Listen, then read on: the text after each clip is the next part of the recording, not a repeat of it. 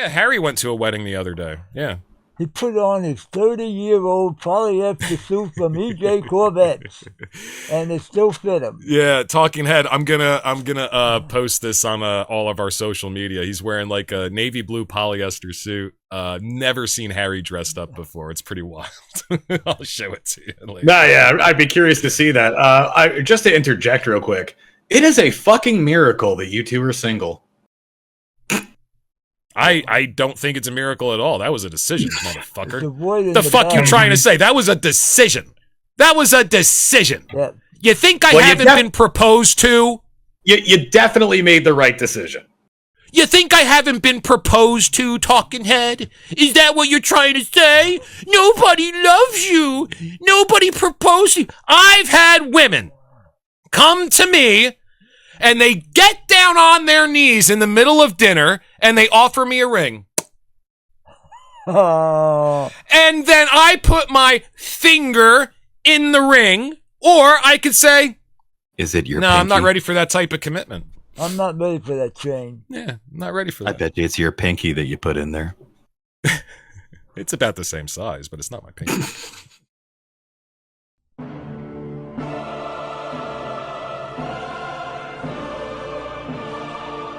Destroying the houses of the government to prove we've got the biggest balls of them all. This is the New World Order now, coming to you live from the end of the world.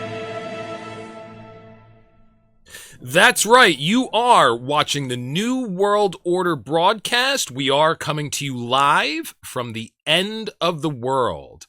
I am joined today remotely by Talking Head number 6, who is coming to us from an undisclosed location.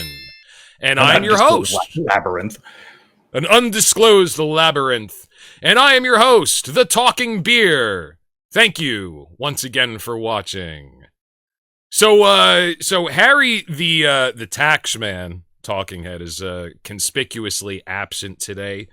I think he's a little under the weather. He generally doesn't really get a kick out of the holidays. He just didn't really feel like doing it today. So it's just going to be you and me for today's podcast. No, he does make a lot of rants about the true meaning of Christmas and stuff, so I'm honestly not surprised. Well, not only that, like Halloween, dude. He's like, Halloween's a pagan holiday. How dare you? But, yeah, go ahead. No, so speaking of Halloween, actually, I had a weird epiphany the other night because we were talking about it. Because a birthday recently passed of a family member of ours who I've been hanging out with online, and we were sitting there talking about celebrating his birthday Eve, and he's like, "Birthday Eve? That's not a fucking thing." It's like, well, there's Christmas Eve, and then it's like, and all of a sudden it dawned on me, it's like, actually, you know what? Halloween, the eve became bigger than the day because the actual holiday is November 1st, All Saints Day. No, that's not the actual holiday. October 31st, the night of. See, it goes back to pagan celebration. We'll talk about that. I meant within Catholicism, like they tried to co-opt it. So like you've got All Hallows Eve and All Saints Day. All Saints Day was supposed to be the fucking holiday, but everybody liked Halloween better. The reason why it goes into it's the night of to the feast day is because that's the way pagans used to celebrate all their holidays, and the Catholic Church co-opted all the pagan holidays to kind of put a squash on paganism. But let me ask you a question. So this is a costume that Harry bought, and I thought it was apropos. I think I am the face, the poster child for functional alcoholics everywhere. What do you think of my costume? I'm actually, the only thing that I'm shocked about is that you didn't like hand make a little NWO icon to put on the cap. Because that would have been awesome. Well, Harry is the hand maker of things, so I kind of figured like I should let him do that if we were going to do something like that. Gotcha. Yeah. But anyway, so we have an interesting episode lined up for everybody today. We're going to talk about... Oh my God, what the fuck's going on? Who the hell is this? I took over Harry's body. Oh my goodness, who is this? Oh, this is Harry's friend, everybody. Kelsey the Clown. Kelsey the Clown is joining us. Kelsey the clown, and that's your son over there? Yeah. Oh my goodness, your son is a zombie. What the fuck happened to him? He was the young one. I took over Harry's body, so I made him age. He added 60 years to his life. You know, I'm gonna be honest with you. When you put that mask on, show everybody what you can do through the. Come on, you can do it. He can stick out his tongue through the mask. Nice. It was funny when you put that mask on. I was like, dude, is that really the mask you want to go with? This is kind of a lateral move. I guess.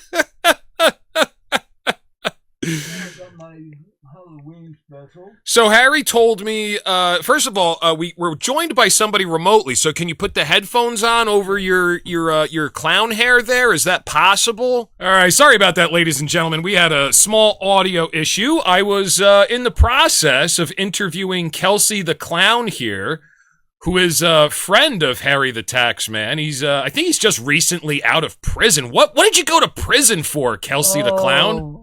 We went down to, I don't know, some prison in France. They will get me for practicing witchcraft. Ooh. So you are a clown that likes to practice witchcraft. Yeah. And a little act work. Oh, my goodness. Did they put you in the Bastille? Yeah, well, we escaped France. It's a mess in France. No, I didn't steal their jewelry. I don't really understand. I don't really understand where the French connection is. Talking Head, do you have any idea what he's talking about? So what he's bringing up, which is a really interesting story, there was a daring daytime robbery of the Louvre in France. Did you hear about this? No. So these motherfuckers pulled up on the Louvre in a truck that had a retractable ladder on the top of it. No, went to the second. Picker. It was a cherry picker? Like a cherry picker. Okay. Yeah, it was a truck that had some kind of ladder or staircase on it.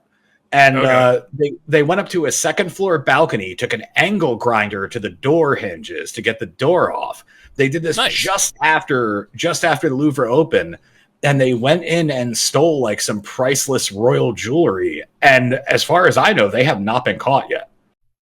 How the hell are you going to be able to fence something like that? That's crazy. Glad you asked, because that's the interesting part. They're assuming that whoever did this cased it very heavily because they knew the weaknesses of the place. They went in during daytime hours because security is lighter when the museum is open than it is when it's closed overnight, because there's going to be people walking around. A lot of the motion detector systems turn off and stuff like that. They broke into the second story window just after 9:30 when the Louvre opens, because there was nobody who was going to really make it. Because if you're walking through a museum, you're perusing around and shit. So because they did it just after they opened, security was lower, but nobody had made it upstairs yet. Right. Like so none of the what visitors. I said was, how are you going to fence priceless? Oh yeah. I was getting to that. Okay. So I was just bringing up the casing thing because obviously they knew what they were doing. So what they grabbed were specific pieces that have a ton of small jewels on them. The popular theory is that they're going to break it apart and sell the jewels individually. Oh, that's fucking They stole a crown and 6 other pieces that were the historical They value had of France. Yeah, thousands of diamonds on them. So they got the, like, why wouldn't you, if that's what you're gonna do, couldn't you get the same bang for your buck, or I mean from just robbing a jewelry store, Kelsey? Why go after the crown jewels if you're just gonna break them up to sell them? Because I think the crown belonged to King Louis XIV. So this is a political thing. Yeah. I don't know if that's accurate. In the open. It is like a royal like tiara and some necklaces and stuff. I don't think it was King Louis XIV's crown. I think it was a queen or an empress's crown. Okay, but my point is if you're going to steal jewels, maybe a jewelry store would be a little easier to hit than the Louvre. If all you can do is sell the precious stones for their market value without the fact that it's an historical relic, why would you bother hitting the Louvre? I have no idea. It's a mystery. Well, Kelsey the Clown says that it's obviously politically motivated. I mean, if he wants to believe that, he can. I mean, he seems pretty hip to politics. I can tell. Are you not one of the people that robbed this? Well, I don't know who robbed it. Oh, okay. But you know what? What are you going to steal? You're going to steal something that's more valuable than the material wealth. You rob someone's legend. There it is! That's the point. That's what I'm talking about. That's the only thing I can come up with. That's the only theory that makes sense to me. I mean, come on. Yeah, it's all very strange. France right now is in an upheaval. They got so much shit going on there. They got protesters going crazy. And if the New York City cops were acting like the French cops, they give you about 10 minutes and then they come into the crowd and they just break you up. You're right. Like the Roman Empire comes with the wedge. Yeah, I know that. I know the UK's having a lot of free speech issues right now, but the UK and France and Germany, they don't have freedom of speech written into any of their constitutions. So fuck them. You know, should have thought of it. Well, maybe we should go to Chicago and break the riots up. Oh, there is defy the governor. Talking Head, are there riots in Chicago right now? No, there are no riots in Chicago. Oh. Well, there's protests. There's protests all over the place. There's protests happening in Chicago because Donald Trump wants to send the National Guard in against the governor's will to quell protests of ICE abductions. And like the situation that I told you last time I was on with like the fucking military helicopters and people rappelling into apartment buildings. So there's protests about ICE's actions that are non-violent protests, as far as I know. There's no Waymos. There's no Waymos being lit on fire or anything like there were in California. And Donald Trump is threatening to send in the National Guard to quell the protests, just like he wants to do in Portland. Same thing, protests outside an ICE agent, ICE agency, non-violent. They're literally in like inflatable dinosaur outfits and shit dancing. And he wants to send in the National Guard. Wasn't this the No Kings protests? No, this is completely unrelated. The No Kings protests. Oh, these are different protests. Okay. Yeah, these are just ongoing protests of ICE actions in Portland and Chicago. I gotcha. Okay, fair enough. All right. Well, hey, news to me. I didn't even know that we were going to war with Venezuela, Kelsey. Your friend Harry pointed that out to me on the last podcast. Yeah, well, like I said, there's writings on the wall. Yeah. The CIA don't like competition, so... That's the big point. I mean, basically, it's not a matter of we're anti-drug, it's that the CIA doesn't want competition. And I said this on the last podcast. Let's be honest.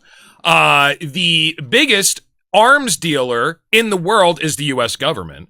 And the biggest drug dealer in the world is the U.S. government. So it really does seem like they just don't want competition. And then I did this really cool thing. I was like, oh, we're going to go to war with Venezuela. As far as I know, that's a fucking third world country, even if it is a fucking narco state. And I ask my Amazon Alexa, hey Alexa, is Venezuela considered a third world country? And she goes, I cannot help you with that. I was like, interesting. You've kind of been sucking No, that's not lately. what happened. You did it on the fucking No, that is what happened. That is what happened. That happened on the podcast. I watched it when I was fucking editing. Oh, yes, that's right. That's right. You had to ask. And then I had to pull out my iPhone. And then I had to pull out, shut up! And then I had to pull out my iPhone and go, hey Siri, is Venezuela considered a third world country? And at least Siri said to me, Venezuela is considered to be what is called a developing country. And I was like, well, that's a fucking yes. That's just the polite way to say it. That's exactly what happened. I'm sorry, go ahead. I was just, I was trying to get through this story. No, my bad. I didn't mean to interrupt. But yeah, I forgot that you had unsuccessfully asked what's her face first. But yeah, but why correct a small detail like that while I'm fucking talking? Wait till, I mean, if I'm gonna fuck something up, wait till I really let me fuck up. Give me a little rope to hang myself with, and then hang me. No, I got you. My bad. But no problem. Yeah, what do you guys think about this? So let me give you what I know about it and why it's confusing to me. So they have moved 10% of the United States Navy's assets, and I think more now because they added like a couple of aircraft carriers, but they've got like destroyers and everything in the Caribbean.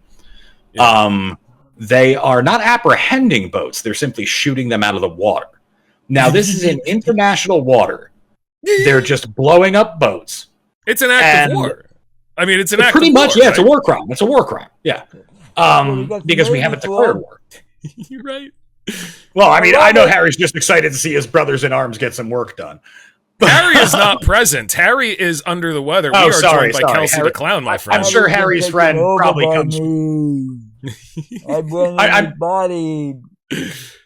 I'm sure you're probably cut from a similar cloth. You know, you seem like you might have been a military man yourself, the way you're holding that axe. But that's a compliment. You're right. I hear you. So yeah, I don't know what's going on because this is going on for a while. They've sunk something like 11 boats so far. They've claimed that their legal justification for this is that these are narco terrorists, and well, we don't know that because they're not. You know, they're just shooting them out of the water. So here, let me tell you where it gets weird. So, okay. I mean, not that that's not weird enough. Yeah, I mean, it's pretty weird already, but go ahead. Yeah, we're in international waters, shooting boats in claims that they're narco-terrorists in the Caribbean coming from Venezuela to bring fentanyl to the United States. That is their justification for shooting them out. This is the claim. Yeah, so what's weird about that? What's weird about that is absolutely zero of the fentanyl trade comes from Venezuela. Fentanyl, actually, the ingredients come from China. It's typically processed in, I forget what other South American country, but I think like Mexico, yeah. I think so, yeah. I think it's the Mexican cartels that the CIA they process are the ones that process the ingredients, yeah. Yeah, so it comes from Mexico. It doesn't come from Venezuela. Yeah, but Mexico actually has a military, so I think that maybe, I mean, they have a fucking Air Force, dude. I didn't even know that. So maybe Venezuela's just a little easier. Let's go blow up some Venezuelan boats, and maybe that'll intimidate Mexico enough that that we're putting a little psychological pressure on Mexico. What do you think? Maybe that's it. So no, I what I think it is that in Trump's first term, he was sitting there and he had this, I think he's just got a lot of dumb thoughts in his head, and now there's nobody to say no to him. Because he wanted to sit there and either invade Venezuela or like kind of blackmail Venezuela for their oil, because Venezuela is a very oil rich country. Oh, I didn't know that. That makes sense. Yeah, it's like this is like a Bush version 3.0. Yeah, kind of like, which is weird. I mean, ever since I saw them talking about weapons of mass destruction and where was it again? Iraq. No. Well, I mean, the Trump administration was talking about weapons of mass destruction. Where were they saying in Iran. Weapons of in Iran because we're Iran bombing, yeah. Yeah, because all of a sudden we have a Zionist government again, even though we weren't supposed to get into any more forever wars, and now we're just like, no, Middle East, got to do that. So ever since I heard weapons of mass destruction, I mean, Kelsey, you weigh in on this. This kind of feels like Bush number 3. I mean, they're kind of running the same playbook. We need an excuse. We gotta get rid of the old ammo so the manufacturers can put new ammo out there. Yeah. And new weapons. Yeah. And they don't even use cannons no more. They use a Gatling gun. Oh, really? They don't use cannons anymore. No, do tell. That's news to me. On the big ships. Oh, but they're using EMF, microwaves, Gatling guns, but the 5-inch 38s are gone. Okay. The smallest thing they got is a 50 caliber. Hey, listen, if you got to keep the weapons manufacturers in business, you might as well get some free oil while you're at it. But I mean, it does go against like everything that Trump ran on, which was he's the president of peace. He deserves the Nobel Peace Prize. He stopped 1130 wars, whatever he says now. No. Well, it's not isolate. I mean, he ran on American isolationism, and I think that's why he won. That's a big part of why he won. Everybody in America is fucking tired of this. And then as soon as he gets that new spending bill passed, it's like, nope, we're going to do the exact same thing, but here's the way we're doing it. And he just resets the global stage. So, I mean, he's like, drill, baby, drill. We don't need anybody else's. So I was like, fuck, that's a good message because that's why we get in to most of our forever wars, however they want to paint it for the public, whatever excuse they give. That's really what it is. Hey, these guys got oil. And with Iraq, the big thing was they wanted to take their oil trade off of the American dollar, which would have crippled the petrodollar economy because we have fiat currency. That's the value of our dollar right now. It's all the petro trade. So, I mean, and then, so he's like, yeah, we got plenty of oil here. And I'm like, well, if we do, let's fucking go get it. So we can stop killing people and spending all of our tax dollars on that. And also, maybe let's take the oil that we drill here off the global market because that would put gas at about $1.25 a gallon, even with current inflation rates. And then he did none of that. None of that. Let's not do that. Let's not do that. Let's go start a war with a country, devalue their thing, and oil dropped down from $120 a barrel down to $57 a barrel, and now we're paying like $2.85, and it dropped like maybe 50 cents, 75 cents. And at the same time, we are licking BB's boots. BB boots.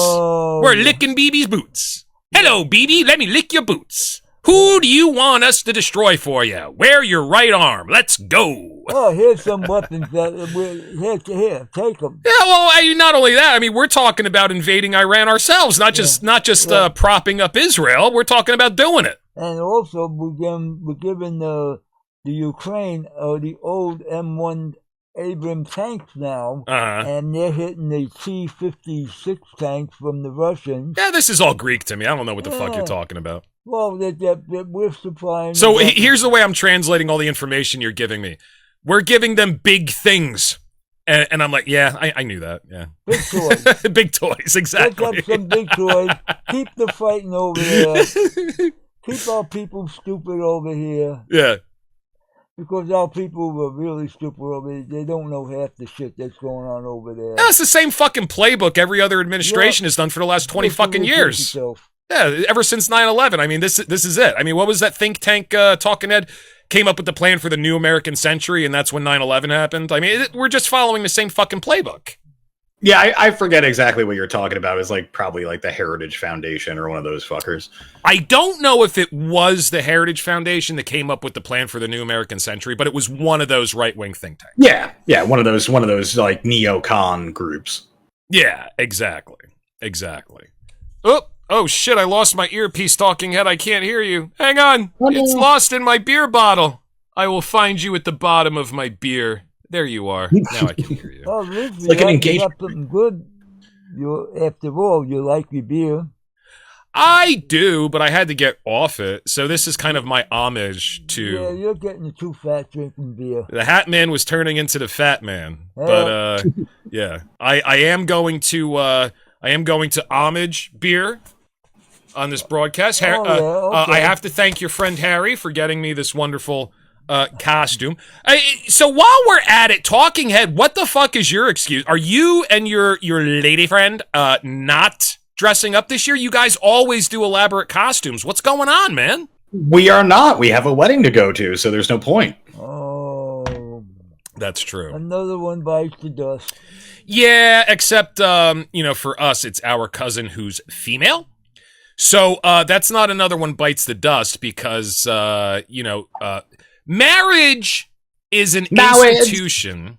Marriage is an institution that is for women.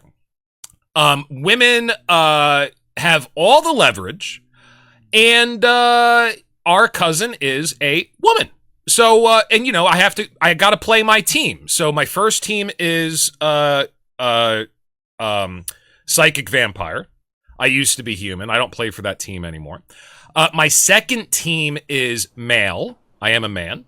I am a trans man, YouTube. And my third team is, you got to go with blood. Blood's important, even though I don't talk to any of these people anymore.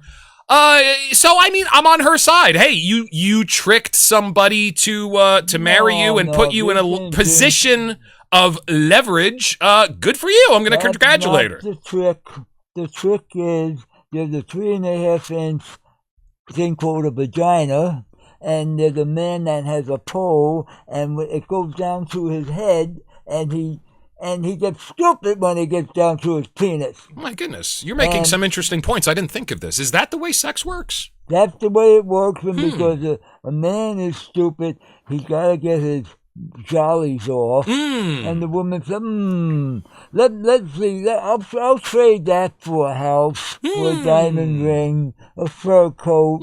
Oh, I'll have him support my children. I want some children. He'll pay for the children for the next 21 years. No matter who the father is. Maybe when 30 years come, like I tired of him, I'll divorce the son of a bitch and make him poor again. Take all his money. It's all about money. Yeah. First of all, you don't know anything about it because you never got married. No, I know plenty about it, and that's why I never got married. It and you got out of it. Anybody that's been married, admit it. You like screwing. I think you could do that without getting married. Yeah, no, but that's illegal in some places. No, it's not. Not in America. Well, I'm not. It's kind of illegal in some places. No, not in America. No, never, ever, well, ever, down in anywhere. Georgia, if you want to sodomize your wife, in Georgia law, they could arrest you. Well, yes, but it doesn't matter whether or not you're married. You just can't do that anyway. Yeah, well, which is weird. Which is weird. Married men are only a bank book. That's true. Yes, I agree. I agree. But I have to congratulate my female cousin on getting married because it's to her benefit. Good. When my male cousins got married, I didn't congratulate them. I got them. When I went shopping for a card to give them for their wedding, I went to the funeral section. My condolences. Yeah, well. That's the card I gave my male cousins. But I'm going to get my female cousin a big old congratulations card. Congratulations, you found the sucker. Yeah, exactly. Well, what about the wedding Harry went to? What? The wedding that Harry went to. Oh, yeah. Harry went to a wedding the other day. Yeah. He put on his 30-year-old polyester suit from EJ Corvettes, and it still fit him. Yeah, talking head. I'm gonna post this on all of our social media. He's wearing like a navy blue polyester suit. Never seen Harry dressed up before. It's pretty wild. I'll show it to you later. No, yeah, I'd be curious to see that. Just to interject real quick, it is a fucking miracle that you two are single. I don't think it's a miracle at all. That was a decision, motherfucker. The fuck you trying to say? That was a decision. That was a decision. Yeah. You think I haven't been proposed to? You definitely made the right decision. You think I haven't been proposed to, talking head? Is that what you're trying to say? Nobody loves you. Nobody proposed to you. I've had women come to me and they get down on their knees in the middle of dinner and they offer me a ring. Oh. And then I put my finger in the ring, or I could say, is it your No, pinky? I'm not ready for that type of commitment. I'm not ready for that chain. Yeah, I'm not ready for that. I bet you it's your pinky that you put in there. It's about the same size, but it's not my pinky. Well, congratulations. Anyone who gets married today, good luck. No, it's all good. So that's why you're not dressing up. That makes sense. I guess. There's nothing to do for us to do on Halloween because we'll be at a wedding. So no point in getting costumes. Yeah, I wish her all the best. My condolences to the man, but I got to play for my team. That's my blood. My congratulations to. Keep the species going. Yeah, well, whatever. You can do that without getting married too. I'm going to be honest. I'm not going to open it so that nobody can see the information on it, so you can't see the names or anything. But this was their wedding invitation. That's pretty badass. Pretty badass, dude. And the little paper sword went through it, the little black paper sword to keep it closed. Dude, it's fucking awesome. And they set it up super easy, unfortunately. The online I'll just thing, admit it. To buy them a gift, like their registry, it's a QR code.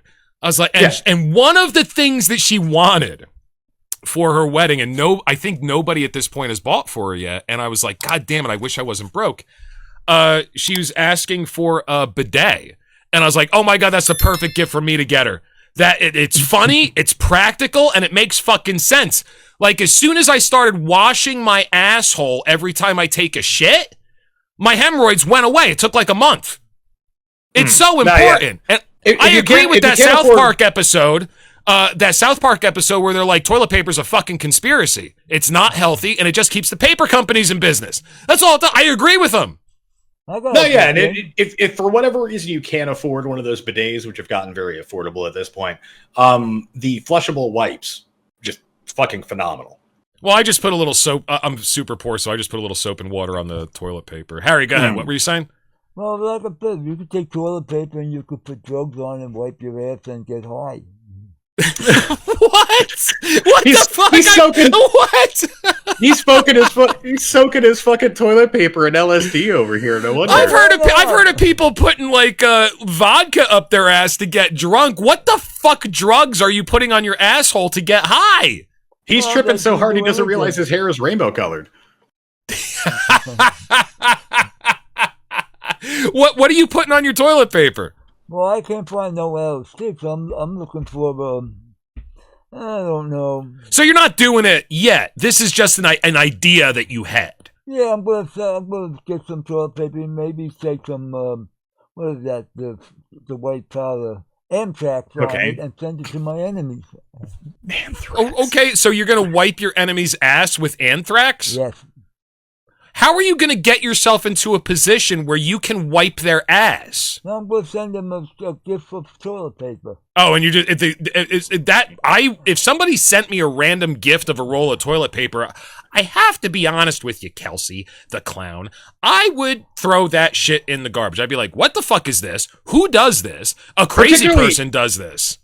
Particularly unwrapped and obviously unrolled toilet paper that has been re-rolled. I mean, come on.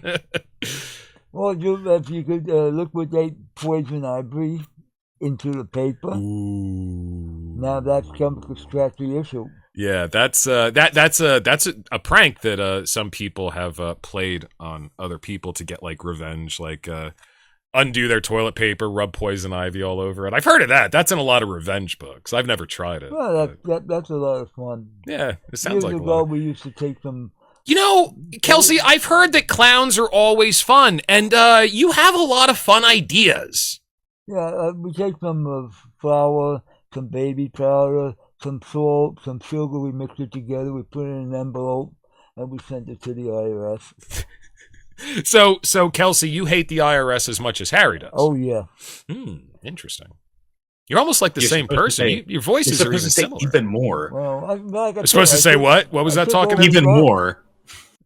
Took his body over for 50 years. Oh, What okay. he's going to look like when he's 50 years So from you now. took over his body and you just aged him by about a year and a half. Yeah, by 50 years. Ri- He's going to be Doesn't look that 125 different. years old when I get done with him. It's a lateral move, really. I'm going to be honest with you. It's a lateral move. Sorry, buddy. He's going to be as deaf as a fucking rock. He kind of already is, but I love him. I love that guy. Harry is one of my favorite people because he's old as dirt, and all that time, as serious as he can be, as serious as you have to be to beat the IRS in open court without a fucking lawyer. I don't know how the fuck somebody does that. One thing I'll say about him, he has maintained a mischievous heart throughout his entire life. And those are my people. You gotta have a little bit of Loki inside you. Yeah, a little bit of wacky, yes. You gotta have a little wacky, you gotta have a little, you gotta just want to do shit and see what happens. Yeah, or have someone shit face and walk over to a barrel and pull out some slabs, and they think it's dynamite, and they go crazy. Yeah, it was dynamite. So I don't know what Harry told you, but he did pull out dynamite from underneath a metal barrel that was right in front of the fireplace. So fuck off. I know it was dynamite. It's fucking Hunter S. Thompson, except he's still alive and he doesn't do any drugs. Jesus He didn't Christ. get shot out of a cannon yet. Did they act? I don't think they actually shot him out of a cannon. They just had the sculpture. They couldn't put up enough money for it, right? No. Johnny Depp took care of it, I believe. Yeah, they actually cremated Well, him. I know Johnny Depp took care of it, but I actually just watched. It's really funny you bring that up, it's not because I brought it up, and that this is why I watched a documentary on Hunter S. Thompson on Tubi the other day, and didn't look like anything was fired out of the cannon. They do I don't know then, but that's what I heard the plan was. I thought that Johnny Depp had funded it so that they could actually get it done for him. Maybe I just couldn't see like the remains because it was dark out when they did it. Yeah, it's also going to be. They did. But It's also gonna be they dust. put a big buffer Yeah, I know. zone that you stand on. First they put the powder, and then they put the big buffer thing, which is soft, and they push it down. And when they let it off, it's like shooting a shotgun, and you get shot out with this big styrofoam powder. You're covering up the mic. Be careful there, buddy. You get shot out of there. You got this thing you're standing on. It pushes you out like a plunger, Okay. and they figure how far you could fly. This was very similar to your explanation of how intercourse works. So real quick, I want to point out, and it's probably because he's a clown, so I'm sure he's been in a circus environment. He's talking about how you fire a live person out of a cannon at like a circus. So Harry, Kelsey. Kelsey! Yeah. I keep getting you two confused. You're just very similar. But Very similar. Yeah. Okay. But what we're talking about is Hunter S. Thompson was cremated and wanted his ashes fired out of a cannon. Oh, the cannon? No, we had people fly out of the cannon. You could crawl into the U.S. Missouri down that And we're still here. 16-inch gun they got, and they got a shell that weighs 2,300 pounds, and they put 3 big bags of black powder behind it. Okay. And then they put the shell down there, and it shoots at 22 miles. It's about half the size of a Volkswagen. Okay. And when it hits with a lot of energy, so why not put a human being there? Oh, it makes sense to me. Why not? Yeah. Why not? That'd be fun. Well, that they're or half cannon of fodder. Volkswagen. Yeah, they're cannon fodder anyway, as far as our government's concerned. Let's just shoot people out of the fucking cannons. I mean, that would like be cutting out like so much extra work we have to do. Just have them hold grenades and fire them into Venezuela. Yeah, exactly. Watch out for the coffee prices, people. They're going up. Yeah, I was thinking of the country that most of our coffee comes from, dude. It's Colombia. Colombia and Brazil and Mexico. Not Venezuela. Venezuela used to be rich at one time, about 10 years ago. Yeah, well, I don't think that's. I just don't think that's where a lot of our coffee comes from. A fair amount, but not a ton. Oh, does it? Okay, I thought he was just being like, "Oh, there's the brown people that live south of us, so that's where it comes from." You know what I mean? Well, in about 2 weeks, we're going to have an election in New York City. And wow, that was a segue. Good. Yeah, if that Muslim gets in, Jesus, New York City's going to look like Venezuela. I'm glad that Harry is usually the one who's operating this body, because I am losing control of this podcast. That was a hard left turn, dude. What the fuck? Well, like I said, if they turn New York into a socialist city, people are going to run like crazy, and prices are going to go crazy. Can you hear him now? And we are getting ready for the revolution. All right, good. Talking head, can you hear him? Can you hear him now? Yeah, I can hear him now. He keeps leaning too far to his right. It's because of the mask, yeah. Let's do this. Harry, I'm sorry, Kelsey, would you mind bringing Harry back for the rest of the podcast? We're worried that your audio is very muffled. Okay. Very muffled. Here comes Harry. Here comes Harry. Here comes Oh, he's back. He's back. Oh, what a transformation. I don't see a big difference. The hair is just a little less colorful. And the eyebrows are bushier this way, actually.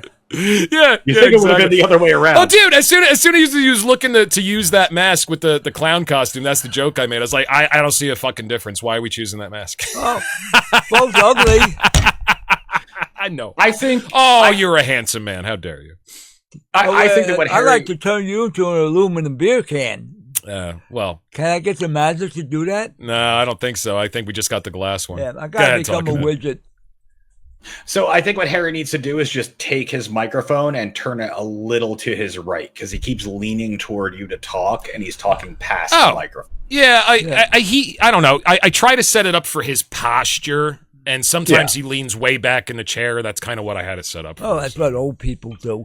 Oh, that's fine. There you I just, go. I'm trying to accommodate you. Whatever. Hey, whatever we you got wanna a do. nice costume for you. What do we got for me? Oh, we got a police sergeant's uniform. Why would I wear that? I hate the No, cops. for your brother. Okay. Make him a police sergeant. Do you want to be a police sergeant, Talking No, Head? make him the police sergeant. That's who I'm talking to, motherfucker. Yeah. Do you want to be a police sergeant, Talking Head? I don't know. I feel like that's that's a little bit too much responsibility. I don't think I'd do well at the job. I agree. I don't want to do the job. I just want to bitch about other people doing it poorly. Welcome to America. That's what we do. We don't try to make shit better. We bitch about other people doing it poorly while we take no responsibility whatsoever. I don't want to pick the crops, but why are the illegals doing it? Yeah, exactly. We should have the fucking robots doing it. And then people won't be, then they'll still say, that clanker took my gerb.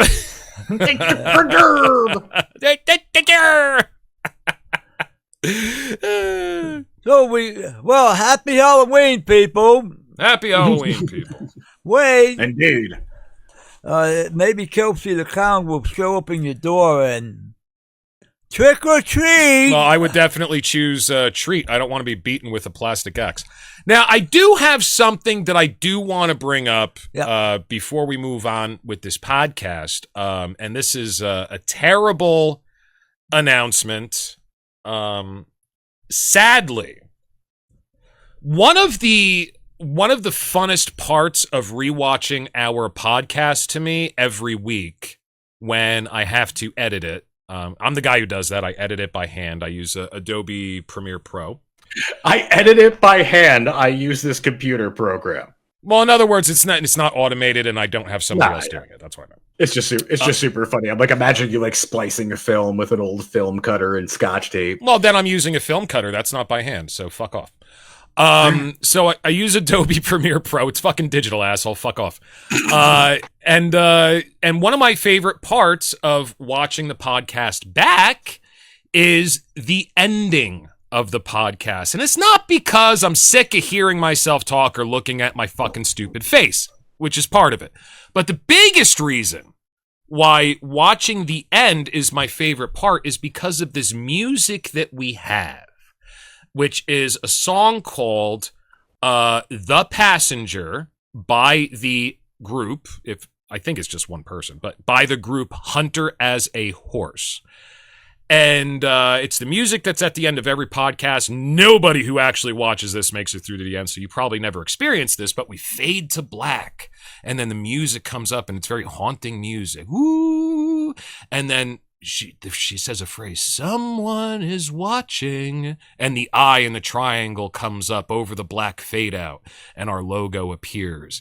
And then the last line before it fades to silence is, there are strangers in my house. And it's just like, oh, it's fucking perfect. It's perfect. I love it. I love it.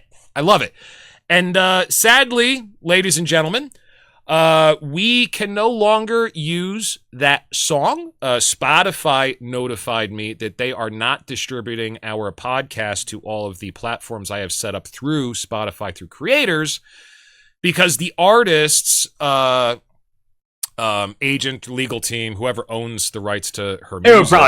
It would probably be the record company, whoever produced it. Yeah, the label. That's who owns the recording. Yeah. They renegotiated with Spotify, and this used to be fair use. I used to have a copyright warning every time I posted these videos, but it says the artist allows the use of their material, which nowadays, to me, with social media, fucking makes sense. I'm an artist too. 25 years ago, if somebody was using one of my paintings for a book cover, I'd be like, hey, pay me. Nowadays, I'd be like, actually, that's kind of neat. Also, if you make any money on the book, pay me, and then I won't sue you. But I mean, like if somebody wanted to use like something I did, like if they were showing my paintings or parts of my recordings or my photography in a YouTube video, I'd be like, that's fucking awesome. Sweet. Even if they don't link me, because maybe they'll get comments that are like, hey, who is that dude? Where can I find his work? So it doesn't make sense to me with the climate nowadays for artists. But I get it. You know, you don't want your shit stolen. I only use, I think, about 40 seconds from the song for the podcast. But long story short, we can't use it anymore. So Talking Head, this morning, I went to you and I said, hey, what AI platforms can we check out to, I want something similar that has the same lyrics, you know, so that we don't get a copyright strike if we got to do our own thing. And your girlfriend Sheila, she plays around with this a lot. And what is the name of the site? Suno. Suno. So I was playing around with it a little bit this morning, and dude, you cannot get that fucking thing to stop adding lyrics. You can't get it to do it. It'll just, so I said, and I even said, you know, at the end of the prompt, because I was getting frustrated, do not change lyrics. Do not add any lyrics. Do not add the words to the lyrics. Do not change the words to the lyrics. And it's just like, someone is watching me. Ooh, who are they? Who the fuck is watching me? Why are they watching me? I was like, it's not what I typed in, motherfucker. But it is pretty amazing what it can do. So I have a few samples I was going to play. Do you guys want to hear them? Oh, yeah, sure. Just give me 1 second because I just want to address something very funny that's going on. Sure. And I kind of hope it keeps happening. We haven't finished a single discussion. Yeah. The entire time we've been doing this podcast. We were talking about Venezuela, and then all of a sudden you started talking to me about Halloween. We ended up on weddings, and then Kelsey somehow turned that into, like, firing people out of cannons. And, what the fuck is going on here? I think what's going on is I woke up very energetic because I actually slept last night. And I'm in a great mood, and I get stupid. In order to be smart, you have to be miserable.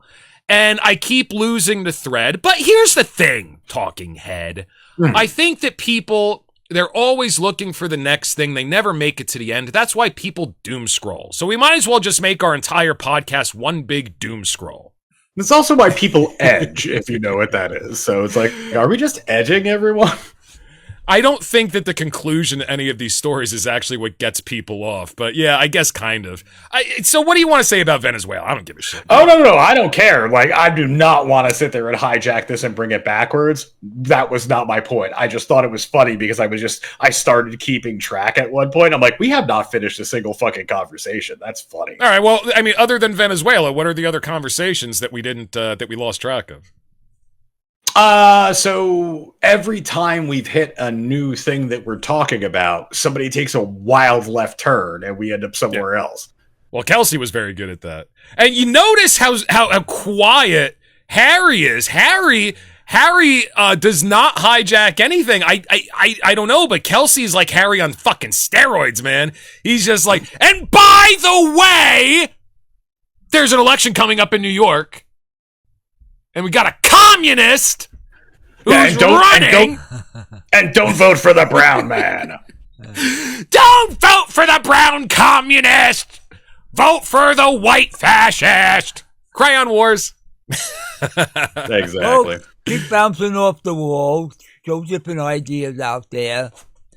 Burn candles. What end of the candle are you burning? Well, I'll burn my end of the candle, and then we'll burn this candle, and we'll keep you confused. I love it.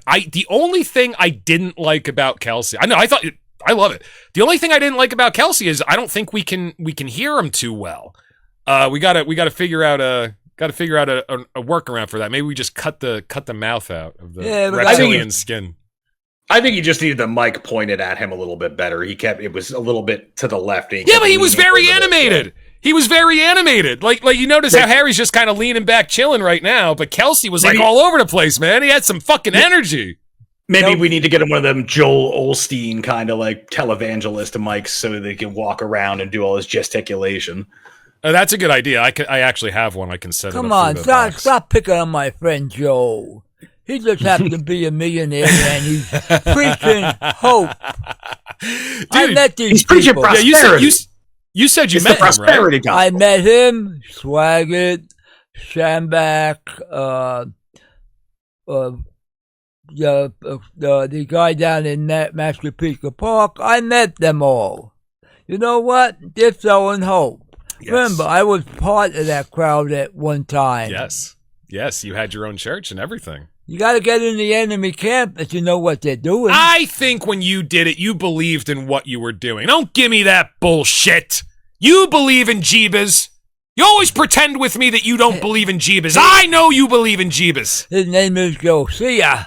Josiah, is that Yeah. it? I think it was Yeshua. Yeshua, yeah. And Yeshua. Shaddad. He has 27 different names. Ooh, the devil has 72. So we got to ask the Great White Huntress about that.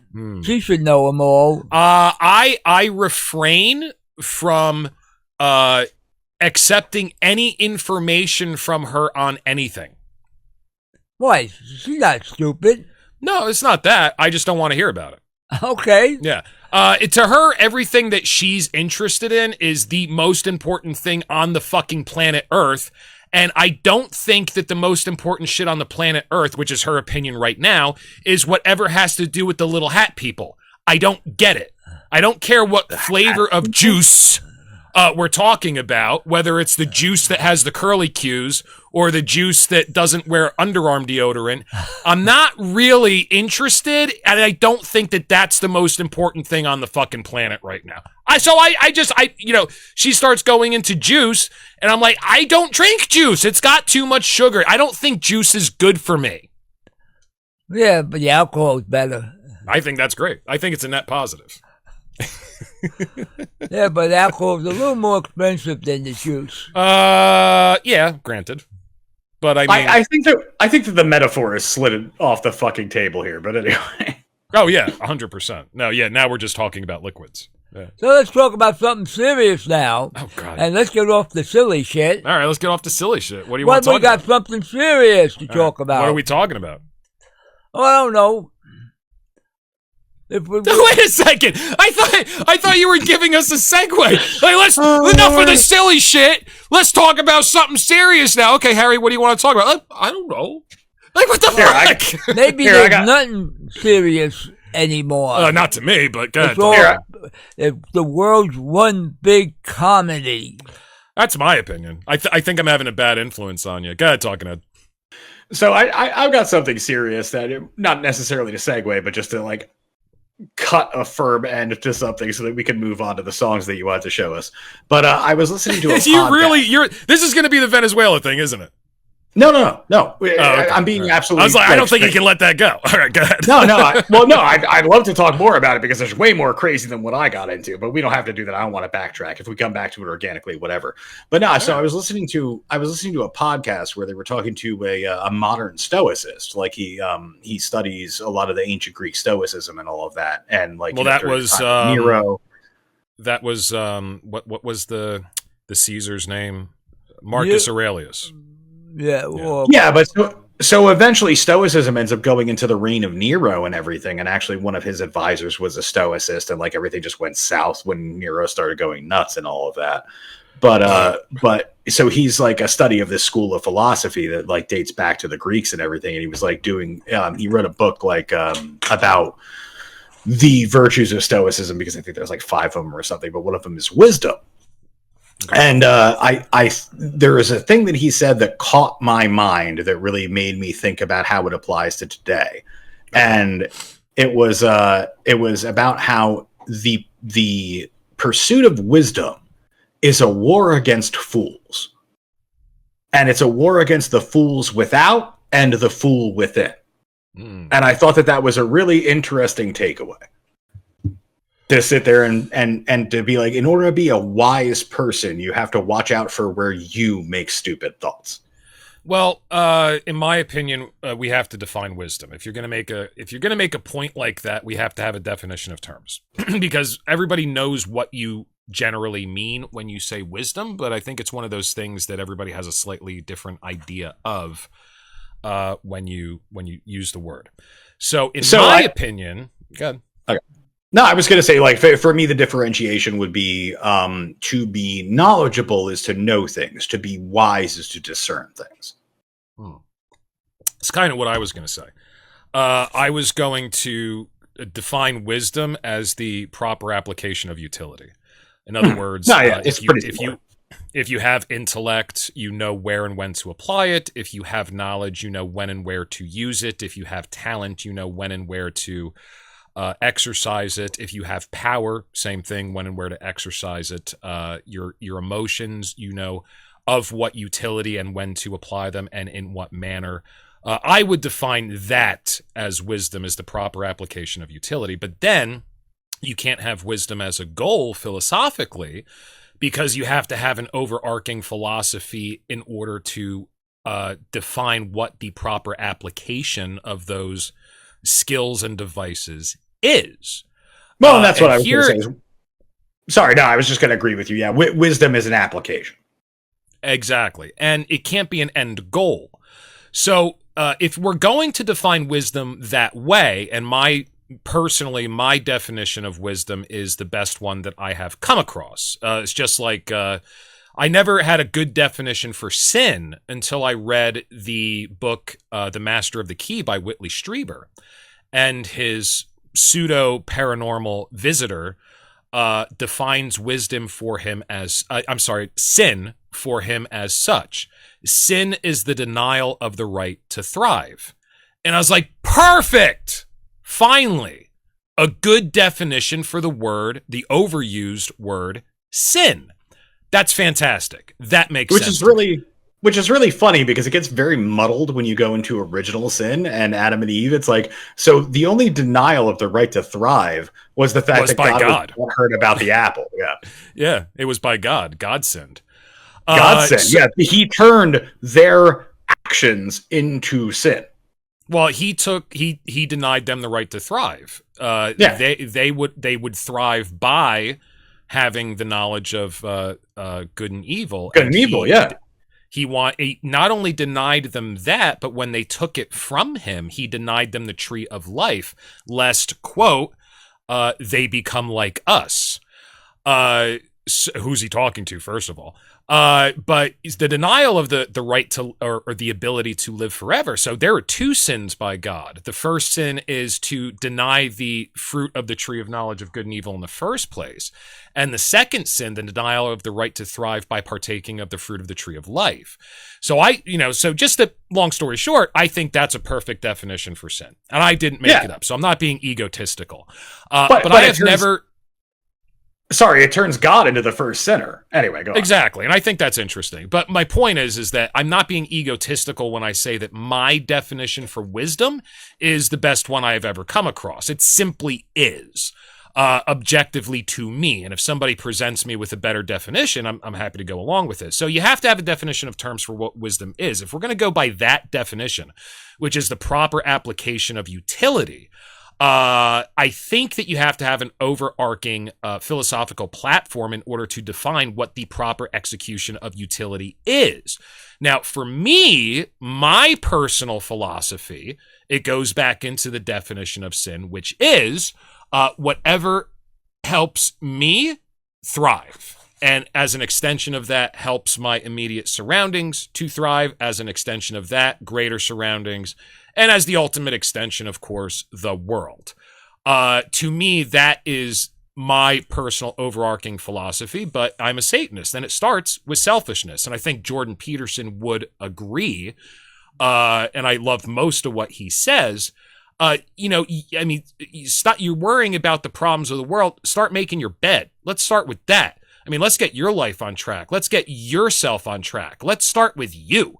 So you have to have a modicum of properly applied selfishness in order to have a good in my opinion, to have a good application in order to have a definition of wisdom for yourself. And it starts off with, okay, here's where everything is properly, all these utilities are properly applied. Now I am wise. It's because everything is working to my benefit. and I'm not hurting anybody that does not want or deserve to be hurt.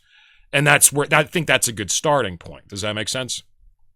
Sure, and it's not entirely anathema to the actual definition of wisdom, like a Webster's dictionary kind of. Yeah, I figured you were looking it up while I was spieling.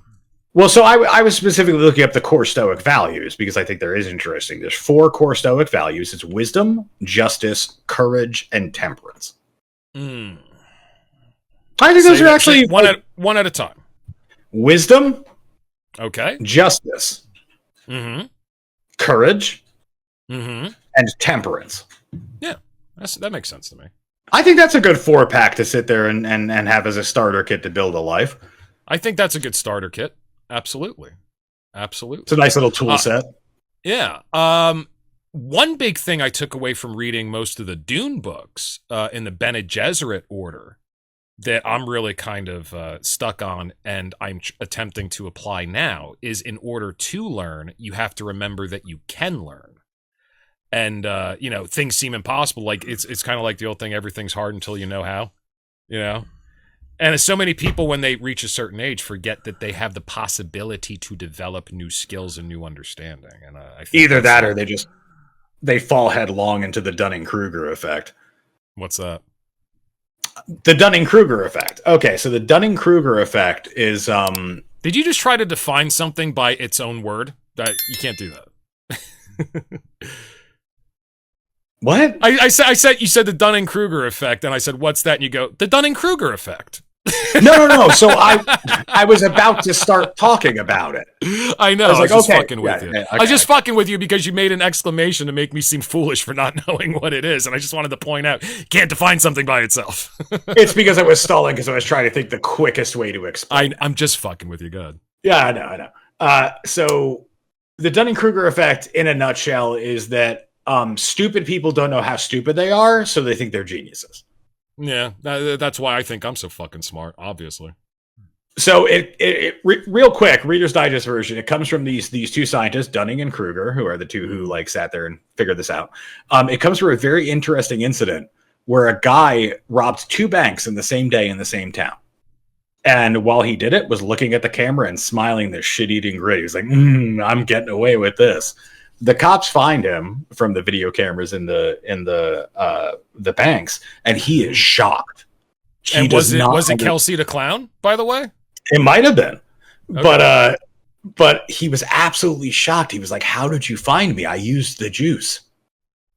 And they were like, "What the fuck are you talking about?" So before sitting there and going into the banks, he had smeared lemon juice on his face, thinking that would make him invisible from the security cameras. Because he had seen something that said that you could use lemon juice to create invisible ink, because you can paint with lemon juice, it dries clear, and then if you light a fire behind it, it'll show up as well, as yeah, print. That's true. So he extrapolated from that? Yes, he is so dumb that from that he extrapolated that anything with lemon juice on it is invisible. What the fuck? I mean, that's right up there with Alex Jones wearing a Hitler mustache. Yep. That's just as dumb. He was so intensely confident about it that he was just shocked when the police found him. And these 2 scientists, Dunning and Kruger, are like, what makes this happen to people? And they actually graphed out this whole wave about how as you get smarter and as you learn more, your confidence at the beginning when you're really dumb goes up. Yeah. Yeah, I've seen this. And then dives as you learn more. And then as you learn more after that, it goes up. It goes back up. Yeah. I've seen that. And that's interesting. And I think that's why so many people, I mean, if you are miserable and you know it, let's put it that way. If you're miserable and you know it, you're smart. I don't think stupid people. I was actually looking at this comedy bit the other day, and he goes, scientists have done a study that says that everybody who's miserable today is smart. It makes sense to me, because if you're stupid, you're fine. Yeah. It's and I'm butchering it. He got a big laugh. I'm butchering it, but it was good fucking point, dude.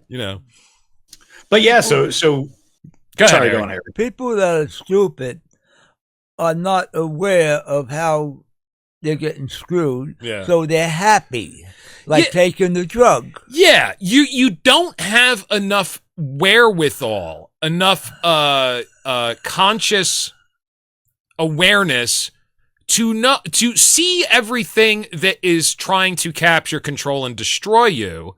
So you're just fine. You're on a oh no, that was his bit. That's where I butchered it. Thank you, Harry. That's where I butchered it. Being miserable makes you bitter. Why are you bitter? Because I know that guy down the block was screwing me. Right. All right? He's telling me a lie. He's in my pocket. Yeah. We have to get him out. Yeah. Oh, my landlord, he's overcharging me on rent. Oh, does he really own the building? Now, that's the question. People find out they're being screwed by the system. They're not very happy about it, but they don't have no answers how to fight it. Right, and I think if you have enough intelligence to know you're getting fucked, but you don't have enough to develop a way out, to think a way out. You can't. You don't know. You just take it as it is. And I think to Talking Head's point, the curve that you're talking about, the Kruger effect, what was it? Dunning-Kruger effect, yeah. The Dunning-Kruger effect is the smarter you get, you start to become aware of how not smart you are. Right. The older you get, the more you find out you're real stupid because there's always something more to learn. Exactly. You don't stop learning until they put you in the grave. Right. There's actually a 4-quadrant like way to look at it. And it's just involving the placement of 2 words. So you have known knowns, known unknowns, unknown knowns, and unknown unknowns. You know, I was just watching the Boondocks. You remember that cartoon? Yeah. And there's a character in there. He's one of the rich gangsters that Huey hooks up with. One of the blonde kids, what is it? The white blonde kids, the rich gangsters. I forget. And he's always using those phrases incorrectly, and it's fucking hilarious. Go ahead. But no, yeah. So your known knowns are the things you know you know. Your known unknowns are the things you know you don't know. Your unknown knowns are the things that you take for granted that you know and don't realize that it's acquired knowledge. This is where it starts getting interesting, is because this is where smarter people start thinking they're not as smart as they really are. Because your unknown knowns are things that you just assume everybody knows. And then your unknown unknowns are the things you don't know you don't know. Yeah, so people, you become aware of that the smarter you get. The more of those unknown unknowns become known unknowns. That's where your confidence starts to dip.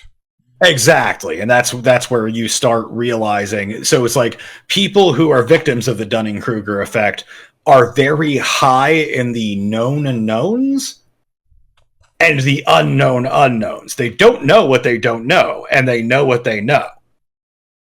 Yeah. I don't want to get too deep in the weeds here, but I think what I'm currently coming out of, my malaise, my distaste for physical existence, I'm kind of coming out of that a little bit because I was shown at least the possibility of immaterial immortality. And as soon as I started having out-of-body experiences, and during the next few years of being able to do that and control it, and extrapolating from that, like, Jesus Christ, I don't even think death is a real thing. I think it's perhaps a possibility, but I don't think it's common, if that makes sense. I started to get a real distaste for life. I was like, okay, so if all of this is simply experiential and none of it really in other words, it only matters for you, nobody else. What's the point of it? But of course, conversely, that's exactly the point of it. But it's really weird, and a lot of people who go through near-death experiences experience the same thing. They kind of have a malaise for physical existence for a while, and they lose their fear of death. And it's kind of like the Marilyn Manson lyric, without the threat of death, there's no reason to live at all. He's kind of right. You got to make up your own reasons. And I kind of feel like that's a parallel to what we're talking about with the Dunning-Kruger effect and those unknown unknowns, you know? No, and I think the Marilyn Manson lyric, it's emblematic of the fact that if there's no pressure, no evolutionary pressure on you as a person, that there's Precisely. kind of nothing pushing you forward. Precisely. And for most people, their evolutionary pressure is limited time. Because Yeah, as a species, we've traded off a lot of our biological evolution, our firmware evolution, for software evolution.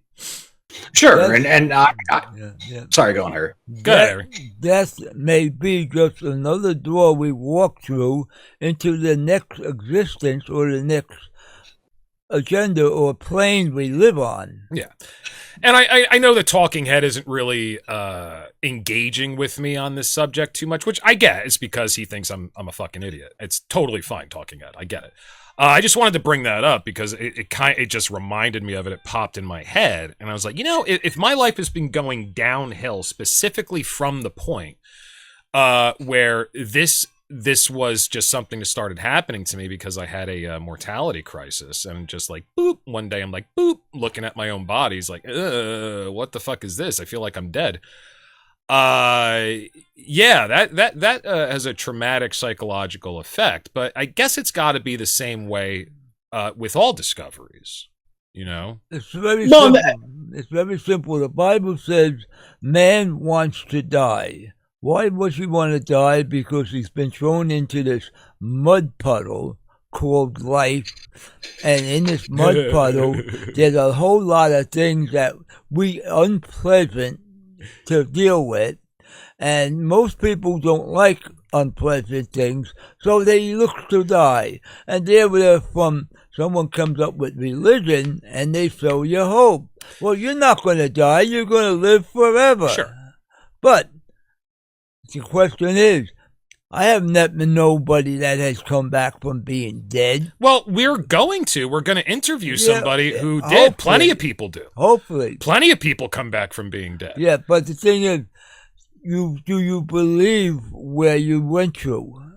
What else would it? I mean, how if you don't believe in your own experience, okay, right, that's different. You're subject to all types of manipulation, and Talking Head can speak to this as well. He's familiar with the experiment. They had a bunch of people. Everybody was an actor except for one guy. It was a psychological experiment. Okay. And the professor held up a red pen, and he said, "Tell me the color of this pen." And all the actors, he held up a red pen. All the actors, they went one by one. They said blue, and then they got to the guy who wasn't an actor. 90% of the people, over 90% of the people they ran this experiment on, said that a red pen was blue because that's what everybody else was saying. So my point is, like we were talking about an overarching philosophy, you have to, the evidence of your life is through your experiences, because you can't experience by definition what something else is experiencing. You can only experience your own experiences. So if that is not reality, then there is no such thing. You have to have a definition for what reality is. And I love that I'm talking about something this serious wearing a beer costume. Thank you, Talking Head, for making that possible. Because I was just ready to rant the whole fucking podcast. But this is way funnier, I think, at least for people that are watching. So, I mean, you have to have a definition for reality. So that's part of epistemology. There are, I think, 5 principles of what constitutes a philosophy. I've looked into this. I don't remember it, but one of them is epistemology. How do you know that you know what you know? So we have terms like reality, but much like wisdom, you have to have a agreed upon definition in order to have a discussion. More importantly, you have to have your own personal definition in order to produce rhetoric within your own mind if you want to have a conversation with yourself. So reality for me, great definition. Whatever I experience is real. Now, there is shared reality, there is personal reality, there is objective reality and subjective reality. But just because it's a dream doesn't mean it's not real. So your question about somebody dying and having an experience and coming back to life, yeah, but do they know what they experienced? Yeah, they know exactly what they experienced. Now, if their body is dead for a day, are they still having that experience? That's a better question. But I would argue that time is manufactured through physical existence. And quantum physics has proven this. So if time is measured through physical existence, you could exist potentially forever, even though in physical manifestation, your existence has ceased to be, because time is manufactured by consciousness in a physical manifestation. It is not a constant in quantum physics. Go ahead, Talking Head. Well, the question ends up becoming something that we've discussed before, which, where is the throne of the soul?